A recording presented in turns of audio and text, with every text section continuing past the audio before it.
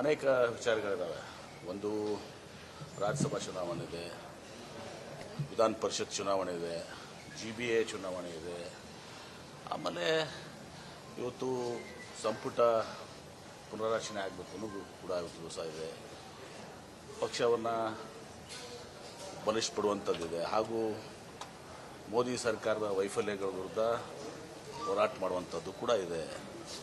ಇವತ್ತು ಬೆಲೆ ಏರಿಕೆ, ಇವತ್ತು ಯಾವ ರೀತಿ ನಮ್ಮ ದೇಶದ ಪರಿಸ್ಥಿತಿ ಅಧೋಗತಿಗೆ ಹೋಗಿದೆ, ಇದೆಲ್ಲವೂ ಕೂಡ ವಿಚಾರಗಳಿದ್ದಾವೆ. ಹೀಗಾಗಿ ಮುಖ್ಯಮಂತ್ರಿಗಳನ್ನ, ಉಪಮುಖ್ಯಮಂತ್ರಿಗಳನ್ನ, ನಾಯಕರಾದಂಥ ಶ್ರೀ ರಾಹುಲ್ ಗಾಂಧಿಯವರು, ಮಲ್ಲಿಕಾರ್ಜುನ ಖರ್ಗೆಜಿಯವರು, AICC ಅಧ್ಯಕ್ಷರು, ಹಾಗೂ ನಮ್ಮ ಪ್ರಧಾನ ಕಾರ್ಯದರ್ಶಿಗಳು ಇಬ್ಬರು, ವೇಣುಗೋಪಾಲ್ ಅವರು, ಸುರ್ಜೇವಾಲಾ ಅವರು ಕರೆದಿದ್ದಾರೆ. ಅವ್ರ ಜೊತೆ ಚರ್ಚೆ ಮಾಡ್ತಾರೆ. ಚರ್ಚೆ ಮಾಡಿದ್ಮೇಲೆ ಏನೆಲ್ಲ ವಿಚಾರಗಳನ್ನ ಚರ್ಚೆ ಮಾಡೋದು ಅಂತ ಗೊತ್ತಾಗುತ್ತೆ. ಸರ್, ಎಲ್ಲರೂ ಎಕ್ಸ್ಪೆಕ್ಟ್ ಮಾಡ್ತಾ ಇರೋದು ಒಂದು ಸಚಿವ ಸಂಪುಟ ಪುನರ್ರಚನೆ, ಎರಡನೇದು ನಾಯಕತ್ವ ಬದಲಾವಣೆ. ನಾವು ಇದೆಲ್ಲವೂ ಕೂಡ ಹೈಕಮಾಂಡಿಗೆ ಬಿಟ್ಟಿರುವಂಥದ್ದು. ಇದು ಯಾರು ನಾವು ನೀವು ಮಾತಾಡಿದರೆ ಆಗುವಂಥದ್ದಲ್ಲ.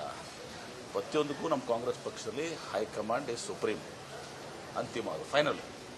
ಹೈಕಮಾಂಡ್ ಏನು ಚರ್ಚೆ ಮಾಡ್ತಾರೆ, ನಿರ್ಧಾರ ಮಾಡ್ತಾರೆ, ಅದು ಅಂತಿಮ ಆಗ್ತದೆ. ತಪ್ಪಿದೆ ಎಲ್ಲ ನಾವು ನೋಡಿ. ಈಗ ನಾವು ತಪ್ಪೇನಿದೆ? ಪಕ್ಷದ ವರಿಷ್ಠರನ್ನ ಭೇಟಿಯಾಗುವಂಥದ್ದು ಇದೆಲ್ಲರೂ ಕೂಡ ಸರ್ವೇಸಾಮಾನ್ಯ. ವರಿಷ್ಠರನ್ನ ಭೇಟಿಯಾಗೋದಕ್ಕೆ ಮುಖ್ಯಮಂತ್ರಿಗಳು ಒಬ್ಬರೇ ಹೋಗ್ತಾರೆ ಅಥವಾ ಶಿವಕುಮಾರ್ ಅವರು ಕೂಡ ಜೊತೆಲಿ ಹೋಗ್ತಾರೆ? ಗೊತ್ತಿಲ್ಲ ನನಗೆ, ಅದು ಆ ವಿಚಾರ ಗೊತ್ತಿಲ್ಲ. ಅವರಿಂದ ಕೇಳ್ಕೋಬೇಕು.